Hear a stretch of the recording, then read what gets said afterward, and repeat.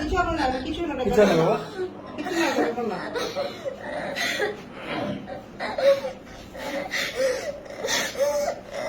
তো অসুস্থ হয়ে গেছে।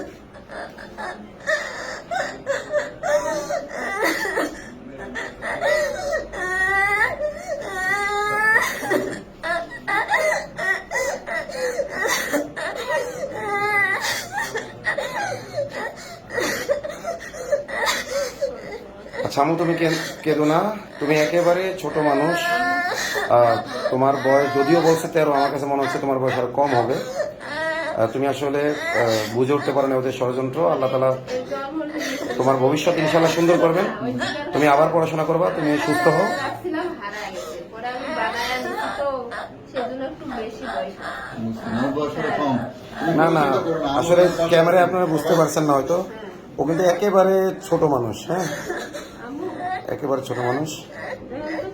আসলে আমরা যেটুকু পাইলাম ওর জবানবন্দিতে, ওর আম্মুর জবানবন্দিতে ওকে কালো জাদু করা হয়েছিল।